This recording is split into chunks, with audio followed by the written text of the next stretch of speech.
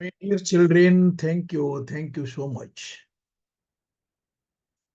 Dear children, thank you so much to each one of you. Thank you for your feedback.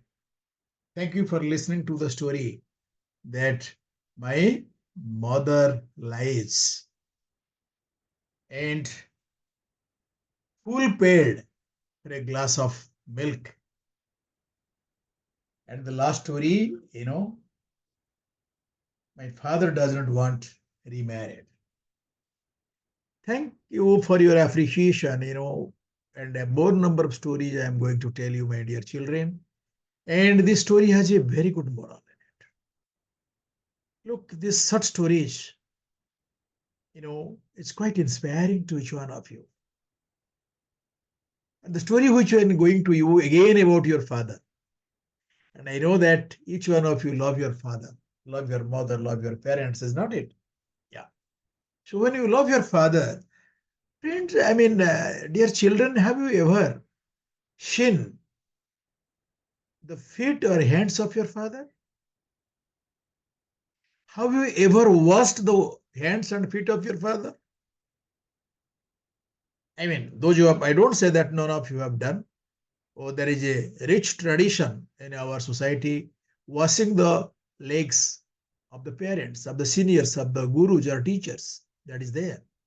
Those who are fortunate who have washed the leg of your, guru or father or mother. If not, forget an opportunity washing the, hands and legs of your father, mother, or your seniors. So today's story is, my father's hand. Okay, my dear friends, my father's hand. That story I am going to describe you already. Are you ready to listen to the story? Yes, let us start. So there was, a child like you, as pretty as you, a child grown up to a young man. He completed his school education, college education, and a young man like you went to seek an important positions at a large printing company. He passed the initial interview, a written test, and was going to meet the director for the final interview. The director saw his resume, it was excellent, and asked, have you received a scholarship for the school? The boy replied, no. So it was father who paid for your studies. Yes, sir, he replied. Where does your father work? My father is a blacksmith. The director asked the young man to show his hands. The young man in the interview showed a pair of hands, soft and perfect. The director asked him, have you ever helped your parents at their job? The boy replied, never. My parents always wanted me to study and read more books. Besides, he can do the job better than me. The director said, I have got a request. When you go home today, go and wash the hands of your father. Then come to see me tomorrow morning. The young man felt his chance to get the job was very high. When he returned to his house, he asked his father if he could, if he would allow him to wash their hands. His father felt strange, happy, but with the feelings and showed their hands to his son. The young man washed his hands little by little. It was the first time that he noticed his father's hands were wrinkled and they had so many scars. Some bruises were so painful that his skin shuddered when he touched them. This was the first time that the young man recognized what it meant for his pair of hands to work every day, to be able to pay for his study. The bruises on the hands were the price that he paid for their education, his school activities, and his future. After cleaning his father's hands, the young man stood in silence and began to tidy and clean up the workshop.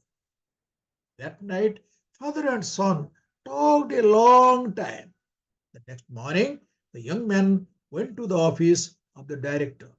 The director noticed the tears in the eyes of the young man when he asked him, "Can you tell me what you did and what you learned yesterday at your house?" The boy replied, "I washed my father's hands, and when I finished, I stayed and cleaned his workshop. Now I know what it is to appreciate and recognize that without my parents, I would not be who I am today. By helping my father, I now realize how difficult and hard it is to do something on my own. I have come to appreciate the importance and the value in helping the family." The director said, "This is what I look for in my people. I want to hire someone who can appreciate the help of others, a person who knows the hardship of others to do things, and a person who does not put money as his only goal in life." You are hired. A child that has been cuddled, protected, and usually given him what he wants develops a mentality of "I have the right and I'll always put himself first," ignoring the efforts of their parents.